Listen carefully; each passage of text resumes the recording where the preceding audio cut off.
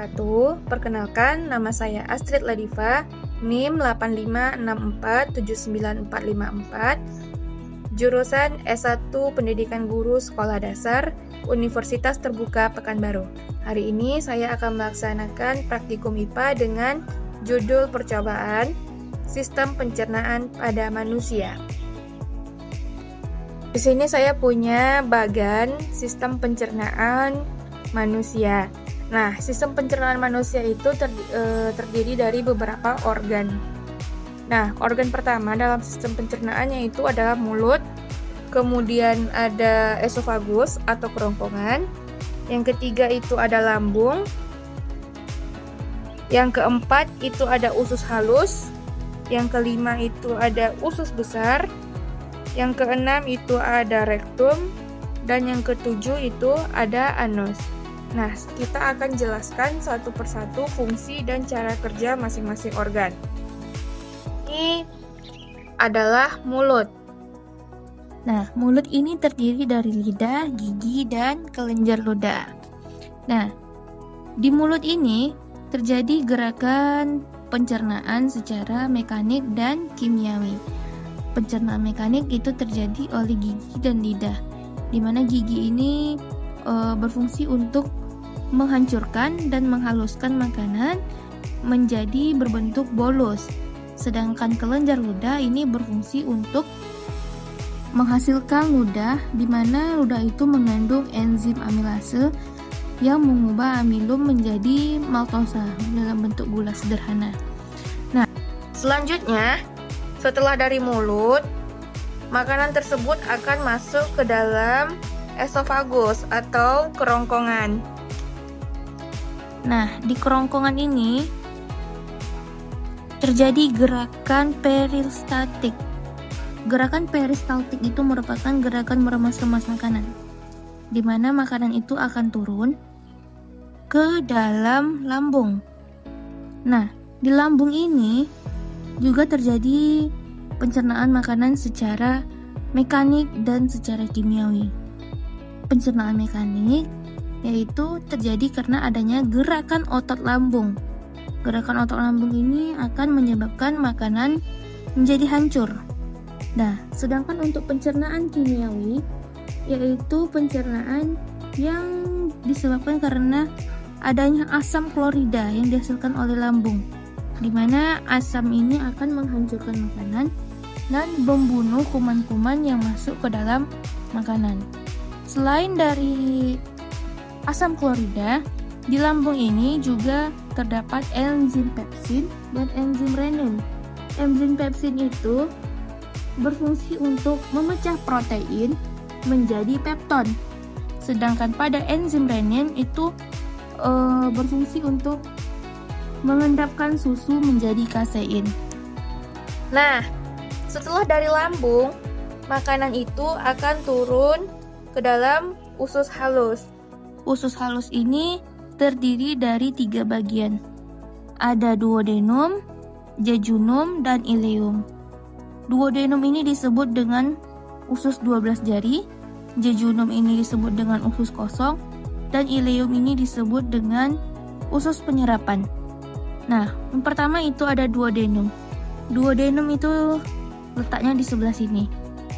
Duodenum ini panjangnya sekitar 25 cm. Fungsinya untuk mencerna makanan dengan bantuan getah pankreas dan getah empedu. Getah pankreas ini dihasilkan oleh pankreas. Di sini dihasilkan oleh pankreas, sedangkan getah empedu dihasilkan oleh hati. Nah, getah pankreas itu terdiri dari 3 enzim.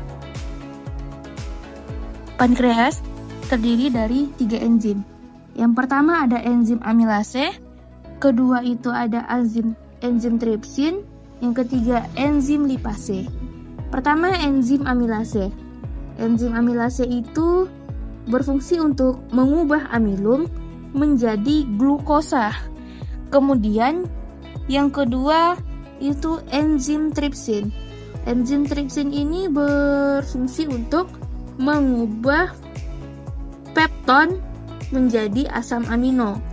Yang ketiga, enzim lipase berfungsi untuk memecah lemak menjadi asam lemak dan gliserol. Kemudian yang kedua tadi ada getah empedu. Getah empedu itu dihasilkan oleh hati, di mana hati itu menghasilkan getah empedu yang akan disimpan di dalam empedu atau kantung empedu. Nah, fungsi dari getah empedu tadi itu adalah untuk mencerna lemak. Nah, setelah dari duodenum atau usus 12 jari, makanan itu akan masuk ke dalam jejunum atau usus kosong. Usus kosong itu adalah usus dengan panjang 2,5 meter. Nah, di usus kosong ini makanan mencerna usus 12 jari. Kemudian, setelah dari jejunum, makanan akan masuk ke dalam usus penyerapan atau ileum. Nah, di usus penyerapan ini adalah bagian paling penting dari usus halus, di mana di usus ileum ini terjadi penyerapan sari-sari makanan.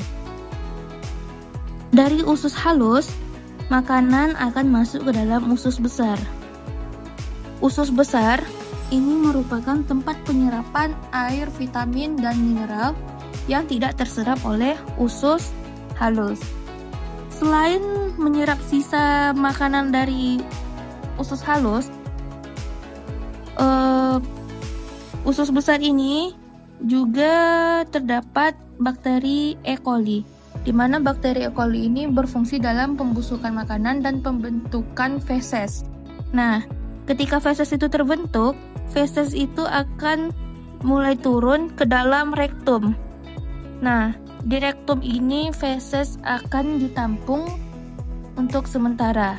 Nah, ketika rektum ini penuh, syaraf akan mengirim impuls ke otak, di mana nanti feses itu akan dikeluarkan melalui anus. Nah, jadi sistem pencernaan itu dimulai dari mulut, kemudian masuk ke kerongkongan atau esofagus, kemudian masuk ke lambung, kemudian dari lambung itu masuk ke usus halus, dari usus halus itu masuk ke usus besar, kemudian ditampung di rektum dan dikeluarkan melalui anus.